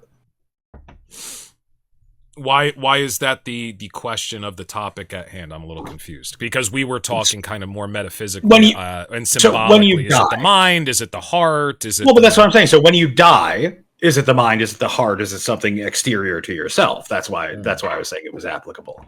Like, where is your consciousness? Right. Where is it manifest? So I think what you're trying to get at, correct me if I'm wrong, and you're just kind of allowing your gut to lead you rather than thinking it through, because you haven't yet, and you're not wrong, but I think if we continue on that topic, where we'll ultimately end up is what constitutes an actual immortality. If it's like, hang on a second, it's like the Indians with their reincarnation bit. Yeah, but you don't remember your okay, so it's a completely different person. Who fucking what are you defining as the person, right? So here's what I would say would be meaningful immortality: memories, experiences. So that's why I think that people are actually, if I'm right, people are actually in danger of robbing themselves of the possibility of immortality by discounting the credibility of their own experiences, when in actuality that should be the cornerstone of the soul, if such a thing exists, the soul's evolution. Because in order to have a meaningful immortality, that you're not just you, are not just whatever in the next incarnation, think about a person with Alzheimer's, which we've all experienced. I know you and I have, but Harry, I'm sure you've had interactions with people with Alzheimer's. They're not there. They're not there. The carrying with you of the experiences is the only thing that would make a meaningful immortality. So Talking Head, what I was trying to do was ferret out where you were turning the conversation. Be like, I think I've been down that road before, and here's the conclusion, because I've already thought this through. Did I get there? I mean, in all honesty, whatever, it is what it is. I was just interjecting that my only point was because you sat there and asked, well, so somebody who's been dead for a day, are they still experiencing that? And I was like, well, that just starters the question, where does consciousness exist, inside the body or outside? Oh, as far as the time matrix thing? Yeah, that's all I was saying. Yeah. I'm sorry. I was trying to, I thought I picked up on a philosophical clue. Oh, no. There was no quandary I was having. I was just sitting there and saying, well, that really depends on whether or not your consciousness is tethered to your body. Oh, it's definitely tethered, but I really don't think. How strong is that tether? Yeah, I think the tether is experience. I think that if you're basically dead, you're an NPC. You're really not having experiences, and you're just running program. I really don't think you have a soul. You should read or listen to the book Mogworld. It's by Yahtzee Croshaw. It's his first book. It's about an AI that becomes self-aware inside of a World of Warcraft like game. It sounds like something I'd enjoy. It's actually a really fun, comedic tranche through what it is to be truly alive. Okay, yeah, that sounds like something I would enjoy. Yeah, I mean, as far as Stoicism as a philosophy, I definitely feel at my best, and I feel most powerful when I am using those, and I'm highly conscious of using those fundamental principles. I think the key of Stoicism, and correct me if I'm wrong, I think you've looked into this more than I have. I've never read Marcus Aurelius's book, his diary. I think that the key tenet of applicable Stoicism is emotional equanimity. Am I on the right track? So that would fall under temperance if you're looking at the 4 principles of it, because temperance would be moderation and self-control, particularly in managing desires and pleasures. Okay. So temperance would be the control of the emotions. But that's why I think it's an interesting cocktail of 4 principles of wisdom, justice, courage, and temperance, is because that's actually a really good balance in one's life between things that are inert and things that are motivational. And I think that's why a lot of people see displeasure in their lives, like to what, like, for instance, Harry says about people like getting screwed by the government and stuff like that. It's like, well, it would take courage to sit there and stand up to that. You'd have to have a sense of justice, which Harry obviously has. You know, you need the wisdom. You need the wisdom to understand whether or not you're wrong about things. And then temperance is keeping your emotions in check so that you can do all those things that you need to do.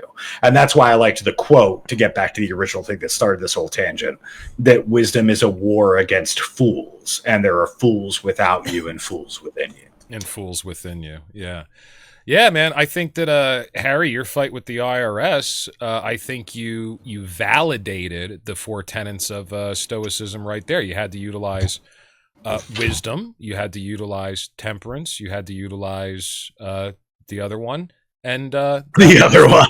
What were those again? It's courage and justice.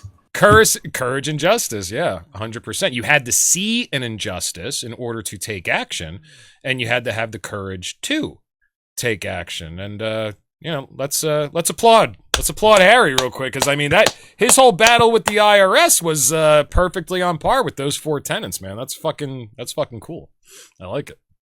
Well, everyone has their own personal truth, and they have to go and exercise it or lose it. But what was the most important thing about that battle? Was it the battle, or was it your experience of the battle?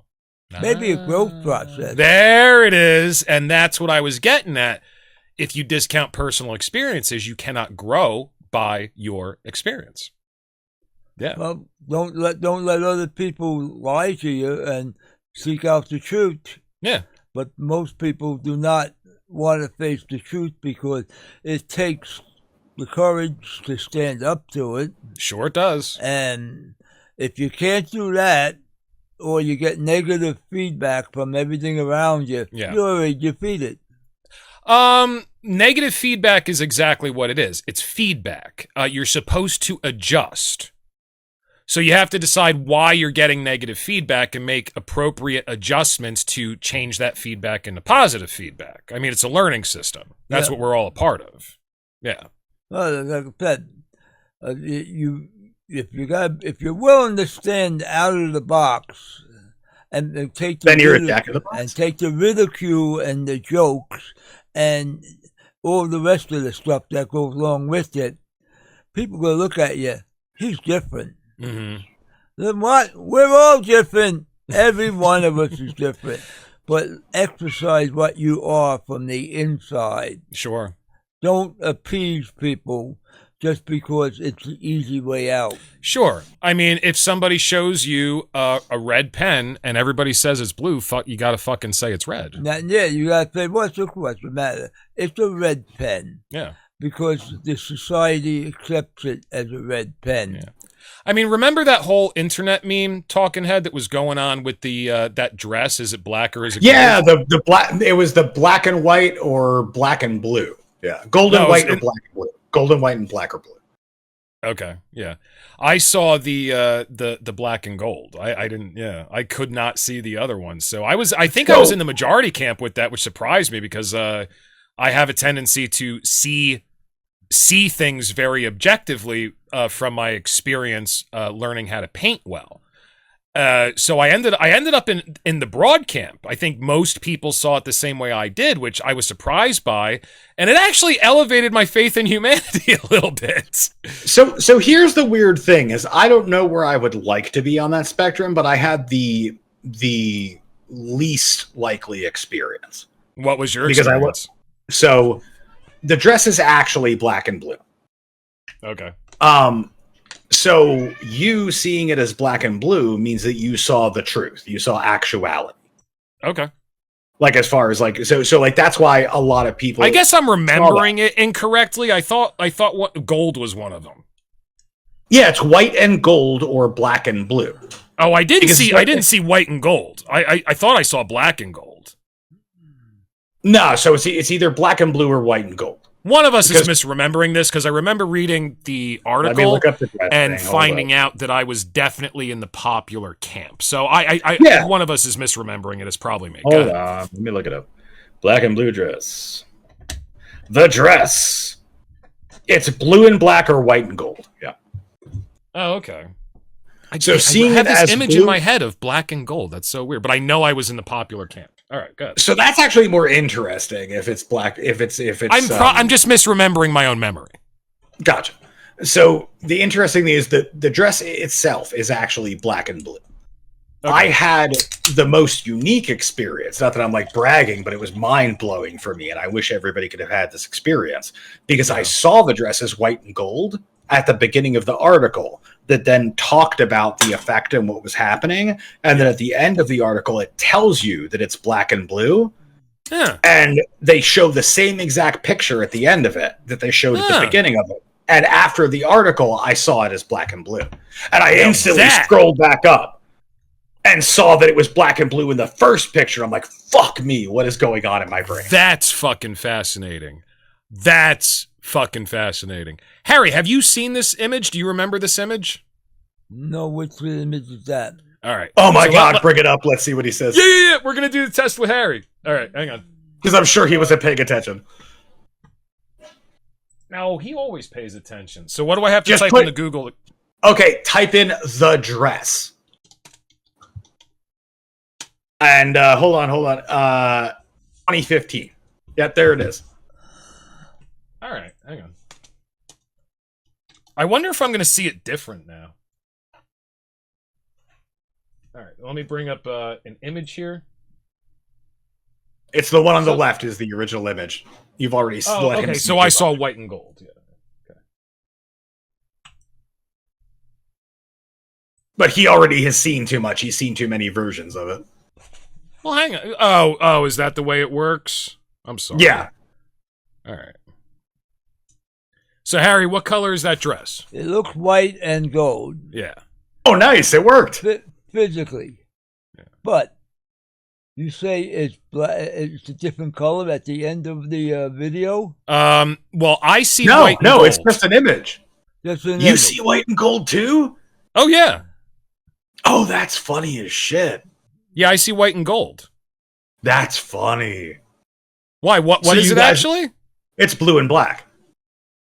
Oh, and you see blue and black when you look at that? I see blue and black now. Wow. No, I still can't see anything other than white and gold. That's funny. No, so it's blue and black. That's what blew my mind is when I saw this image, I saw a white and gold dress. Then the article didn't most people say white and gold? No, most people said black and... Well, it was like a 50-50 split in all honesty. It was. That's why it was so controversial. Okay, I'm misremembering the whole thing. It's interesting, though. Yeah. So, no, this dress is black and blue. And so I saw this image, read the article about the controversy, and at the end of it, it told me what color it actually is. Yeah. And I saw this exact same image as black and blue, and now I can never see it as white and gold again. Well, that's interesting. I mean, so you saw it as black and blue. No, I saw it as white and gold. Oh, white and gold. And then you found out it was black and blue, and now you see it as black and blue. Mm.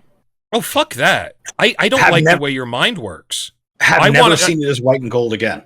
Dude, I'm going to go ahead and quote that scene from, not Mulholland Drive. What's the one Marilyn Manson was in? Lost Highway. I'm going to go ahead and quote that scene, Lost Highway. I don't own cameras. I like to remember things my own way. And I'm fucking looking at it right now, and I don't care what anybody else says. That's what I see. That's my experience. My experience is not going to change based upon other people's input because people lie and I don't trust them. So words printed on a page are not going to alter the way I see the world. Dude, that's super sketchy. are you comfortable with your experience of going through that process? What do you think about that? So this is the interesting question, is who's losing the war to the fool within? You or me? And I'm not saying that because I think I'm winning it. I'm saying that because that's the interesting thing about the stoicistic argument about what wisdom is. Is it wiser for me to take counsel from other people and be like, no, that dress is definitely black and blue? Because when you see the non-washed out picture of it that somebody took of this exact same dress in the dress shop that this dress was in, it's obviously black and blue. Yeah, but in the photo, I mean, I can change a color in a photo, and if I make Harry look like a Smurf, I paint blue skin on him in Photoshop, you're going to see him as not being a Smurf because I wrote an article about how he's not actually a Smurf? That's actually going to alter your perception of what you're seeing? No, I think that it's anathema to the argument, because half the people, without any prompting, half the people saw it one way and half the people saw it the other way. But I hate to say it, I have trained myself to be able to paint photorealistically, and I worked as a professional portrait photographer for 20 years. And this is not a what do you call that? An admonition to expertise, or that's not the phrase, but you know that thing in an argument where you're like, well, experts agree, and that's not an argument. I know what you mean. It's I forget what the phrase they use is. Something to expertise. Like, yeah. So I'm not trying to do that, but what I'm saying is I'm looking at the image and I'm seeing white and gold, and I can make an image of something look however I want it to look. It's not hard. I can do it without Photoshop. You can do it in the camera settings, which is obviously what happened here. But I would say that the people who see white and gold, cool, good for you. The people who see black and blue, cool, good for you. What raises a red flag for me is somebody who saw it one way, then they found out it wasn't, and their perception of reality changed because of an article they read. Dude, are you comfortable having that experience? Yeah, I find it very interesting, and I find it informative because it makes me have to question what it is that I think about anything and how much people are influencing it. I think you're taking the wrong lesson from what I went through. It's not but what you just said, I have to question, how much people are influencing me. That's all I'm taking away from it. So yeah, I mean, I agree. Yeah, it's literally all you're taking away from it. You're taking away, like, you thought a lie, and then somebody told you it was a lie, and then you saw the truth. Because it's not like I just lie. Go ahead. Okay, but what you're doing there is you're just sitting there and saying, well, in that case, everything's false. So why do we even care about what's true? And I know that that's kind of your position. I'm not going to argue that. I didn't mean to cut you off. I think you're getting frustrated because I cut you off again. Go ahead. Finish your thought. I apologize. No. So my thought is you're looking at it from the derogatory way. I'm looking at it from the positive way. And the question is which is true, because I have to question that myself. So the whole thing is I'm not like the immutable truth is what people tell me it is. My point was I had my presuppositions challenged, looked into it afterwards, and then was like, fuck, I'm wrong. Okay, and that actually altered your perception. Yeah. Okay, but I mean, okay, all right. Yeah, because I literally did more research after I scrolled back up and saw that the picture had changed in my brain. I was like, that's fucked up. And so I sat there and I'm like, is this real? Like, is this some kind of parlor trick? I thought it was HTML code that somebody had put into that article to change the image once you had scrolled past it. Like, seriously, these are all the things that went through my head. I didn't take it at face value. Right. I was like, what's wrong with my brain? And sat there and had to look into it and found out that the dress is literally blue and black. I understand. Yeah, I gotcha. You're still trusting the article because you don't physically have the dress. No, I don't have the dress in front of me. I looked up multiple sources. That's all any of us can do. And I did my best. I am 99% sure that dress is blue and black. No, I understand. Just like I'm 90% sure that the Earth is round. Yeah, sure. It could be flat. Yeah, the moon could be made of cheese. I haven't been there, but I'm pretty sure it's not. It's delicious. It might be. But, so my point with saying that all images are lies, I interrupted you. I apologize. I'm going back to a philosophical argument by Duchamp, where he made a very realistic painting of a pipe, and the title of the painting is "This is not a pipe." That's cute. Okay, so that's what I'm talking about. You're not looking at the dress. You're looking at an image of the dress. Sure. And you're looking at multiple images of the dress, even if you sit there and try to study it further. So yes, every image could be a lie. And here's my... Well, and that's what I was saying when I was going to paint Harry like a smart... You see what I'm saying?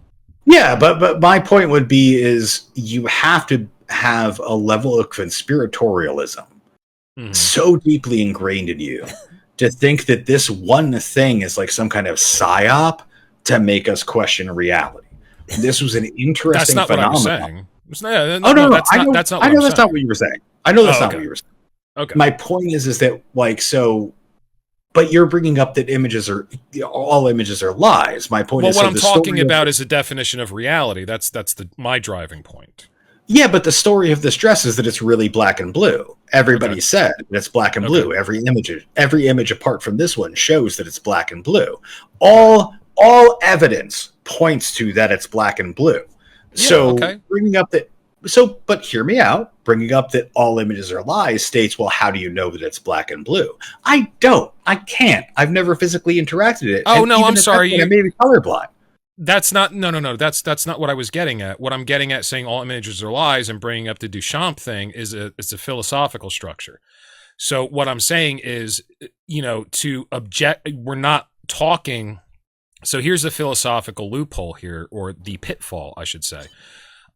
When you're evaluating the colors of the dress, you are not evaluating the colors of a dress. You're evaluating the colors of an image of a dress.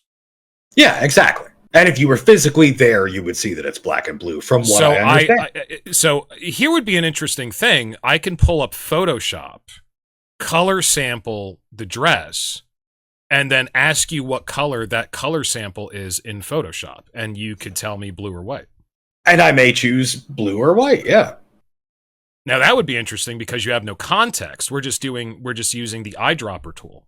You'd have to do that not in this podcast because I would already know what you're doing. But yeah, if you want to pull that out on me later, like just sit there and use here's a good test of that. Next time we get together, I want you to eyedropper the blue and the black at the place. I'm sure somebody's done this already, But here would be my point. If you look at the dress in the center at the top, that's going to look like gold. So if you color dropper that middle part of the top of the dress for me, because I see that as gold. Are you talking about right here? No, up higher, all the way at the top, right there. That area presents to me as gold, but I know it's because it's light playing off of the material because it's a sateen material. But you see blue over here? No, that's black. That whole thing's black. The gold is all black. Oh, this is blue. The white is blue. Okay, all right. Yeah, I would be interested to. I wish I could zoom in. I don't know how to do that. I'm gonna play around with that myself. I'm not. Yeah, okay. So I was I wasn't trying to be derogatory. I was just like, oh my god, if that's the way the experiment ran when I read the article, I personally would be alarmed by that because that's kind of like this pen is holding up a red pen. Everybody says it's blue, and then automatically I see it as blue. But that's my point. That's not good. But that was my point. Is I was alarmed because I was like, they just played a magic trick on me. Right. But you're comfortable. You built a philosophical framework around your outcome, and you do have a positive spin on it, which makes sense. It's just not the way I see it, but I can see where you're coming from. I'm not going to do this with you because I'd have to trick you to get, it'd be like the gorilla walking through the people passing the ball back and forth test, and nobody sees the gorilla. Like, you ever see that? Yeah. Yeah, but once you know the gorilla's there, you're always going to see the gorilla. You can't unsee it. Yeah. Yeah, so I'm not interested in doing this with you. because you'll know exactly what I'm doing. By the way, Harry, he knew that we were going to pull a bit on him before we did it. So he knew you were coming in. He knew we were doing a bit, which I didn't feel great about. But Surprise! Not really. That's the point.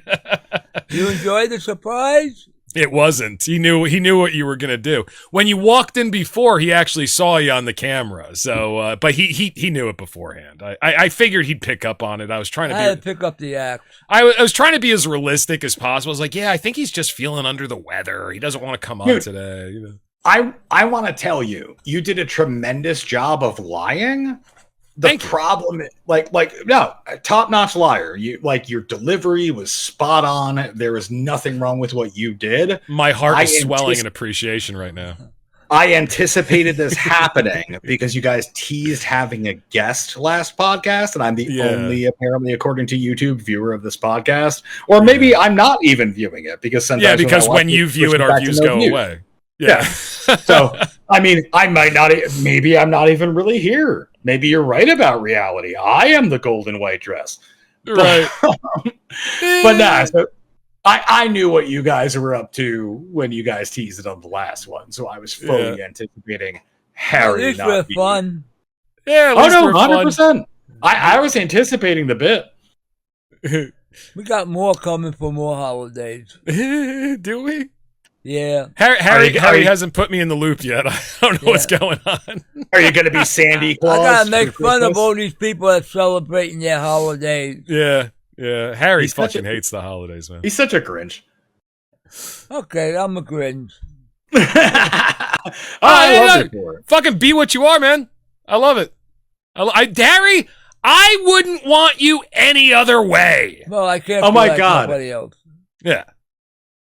Hatman. I forget if I've ever asked you this, but since it's approaching Halloween and then we're okay. So what I'm going to do with the experiment, I'm going to eyedropper it myself and then see what I see. I think that would be a good idea. So go ahead. Yes. So when you do that, I drop for each color what you see to be the darkest point of it, in highlight and shadow. Yeah, of course. Yeah, of course. I'm a professional photographer. I know how to do this shit.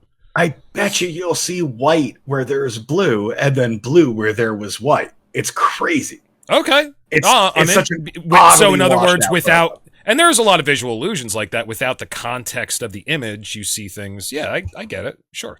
Yeah. This person in photographing this dress created an accidental optical illusion that is very easy to make if you're intentionally doing it. That's cool. And if it is an optical illusion, it's kind of like the one with the duck and the hare. You guys familiar with this? Yeah. I can see, and they say it's impossible to see both at the same time. I can see both at the same time. I kind of want to get to the point where I can switch my mind to see this both ways. That in my opinion would be a triumph. I can like writing with both hands at the same time. I'd like to get to that point. Yeah. So what I'm going to say is that the reason why I brought up that top middle part of the dress is because I can see why I could see it as white and gold originally. Okay. But I can no longer see it as white and gold. Okay. I got you. So it's strange. It broke me. Yeah. I got you. I don't want to, So we're going to wrap up soon. What else did you want to bring up before we wrap up? Oh, so I sent you an email. Okay. That's just got a static image in it just now. I think that this is a pretty funny way to look at how you think about things. Is this so? Now you're being derogatory towards me, you fuck. No, not you. The grand you, like to the audience, quote unquote. Like this isn't camera back on you. This isn't at you. This is at people and the ways that you can think about things. I sent it to Baphomet. Yeah, I'm on the wrong. I accidentally opened up shit I wanted to talk about today on the wrong Chrome profile. Hang on a second. Yeah, we have gotten completely off the rails. This is the off the rails broadcast. I feel like I should fucking redo the tagline. That's okay. I feel like it's fun. Like, hold on. Let me think. I'm gonna try to come up with a new tagline while you sit there and look that up. All right, let's see if it works on the. It is doing the wrong tab. Let me just close this tab out. And then I think it should be forced to close out the whole window. There you go. To show the correct tab. Because we're going to go anyway, yeah. so. Yeah. All right, so what's this? Einstein had an insight that overturned physics, thus proving his value. I hope I have value. I'll try to have an insight that overturns physics. To check. Time passes. Oh no, my insight don't overturn physics, but I don't think I'm worthless. Healthy plan. Maybe this was not a well thought out test of my value. Path to ruin. The establishment must be suppressing my insight. Okay, well, fair enough. So go ahead and fuck with me while on the podcast on that. So, no, I'm like literally nothing here is good. So how is this? Oh, dude, I got a window coming up right now that says "How'd the stream go?" Jesus Christ! Oh, can you still hear me? I can still hear you. I don't know if we're recording. How'd the stream go? You closed out the wrong thing. Just get out of that. Shit. I don't know if I'm still there. What do I have to hit? Oh, no. You know what? I think we're still recording. I think you accidentally closed out your screen sharing, so you just can't share anything on the internet with me anymore. All I did was close the browser tabs. Yeah, but because you closed out the browser tabs, you were streaming the browser tabs to me. Right. So we're still recording. I'm still on Discord. Oh, gotcha. So how do I get back in OBS? Because right now I'm just looking at Discord. Alt tab. Alt tab. I gotta remember that. And then find OBS. I gotcha. Okay, we should still be recording. Yeah, okay, we're still recording. Okay, so yeah, I just opened up everything in the wrong Chrome profile. So we'll end on this. Go ahead and fuck with me. So how is this like my thought process? So I'm not saying that you're like this. I'm saying this is an important thing to think about yourself when you're scrutinizing information, which fits into the entire thing with the black and gold, the white and gold, black and blue dress. Is the truth proving you wrong? Or are you being led to a lie? And that's why you have to fight the fool without and the fool within. Because the fool within can tell you that the dress is white and gold. But the fool without can tell you a lie as well. 100%. That's my only point. Is that it takes 100%. a lot of scrutiny. And just remember, the people who disagree with you aren't necessarily wrong. You could be wrong too, and that's not you, it's the royal you to the viewer. Yeah, I point the finger at myself first in most cases at this point. And that's usually the best way to do it. Because I do that too. Like I said, I thought I was fucked up when I saw that white and gold dress. I did extensive research because I was like, no, you guys pulled a magic trick on me. You guys fucked with my brain. No, I got you. I hear what you're saying. And I didn't mean to get derogatory. Red flag when I was like, if somebody giving you information, subjective information, changes your mind, alter the way you physically see something, that's a red flag for me. That's all I was saying. I would. Oh, sure. I completely agree, and I assure you. Okay. Yeah, that's all I was saying. I mean, if you're, if you work through it, that's the most important thing. All right, we need to end this. I gotta pee. Harry, anything to go out on? Yeah, don't listen to outside forces. Listen to the forces that's inside you. That wasn't the point of the podcast. The point was there's an idiot in you too. The point is scrutinize the voices. Hey, listen, this is Harry's soapbox, dude. Calm down. We're going out on Harry's soapbox. You just soapbox the fuck out of yourself on this podcast. So we're going out on Harry's soapbox. Hey, so Harry, I'm Scudsy. We make fun of things. Hey, think outside the box. Yeah, I think you can rely on your own forces. Here's the thing. To Harry's point, listen to yourself. But remember, you do have a feedback. If my definition of reality works for you, and my definition of reality is I have experienced it, therefore it is real. And I think that's what Harry's saying. Don't allow other people's commitment to other ideas dissuade you from the experiences that you have. I've had experiences that have led me to not conclude, but to speculate in directions that are anathema to the materialist view of life. Okay. Now I'm going to continue down those roads despite what the materialists, who are very well respected, have to say, and despite their credentials, because my experience does not line up with their experience.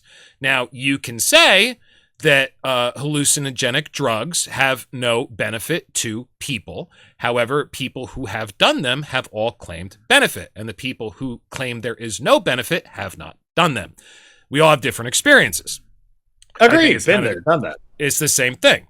So if I have experienced something and a materialist wants to come along and say, that's an hallucination, you're just hallucinating. Okay, fine. I've hallucinated before. This was not that. But how do you convince somebody who's never had the experience? That's the key. And if you're going to allow other people to influence and color your own experience, you're not having your own experience. And I think that's what you're trying to say. Yeah. Be yourself. Yeah. Take the mask off. Look at yourself. Yeah. And be happy what you are. Right. Don't be anybody's puppet. And I'd like to say that Harry's correct with that, but the thing that I would add, which I guess is the point that I was getting to, is make sure that mask is off when you're looking in the mirror too. Ooh, agreed. Harry agrees with that too. Make sure the mask is off when you're looking in the mirror. I could put any mask I want on. Ah! But when the mask comes off, you're going to see the real guy. Yeah. No, I think that was building upon the metaphor. Cheers. Ooh. Cheers. That was beautiful. Yep. All right, we're going to go out on that. That was a wonderful thing to go out on.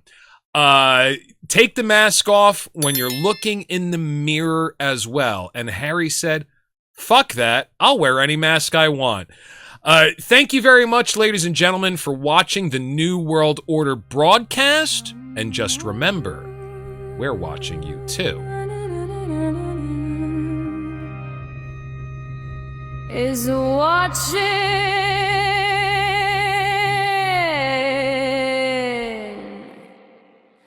There are strangers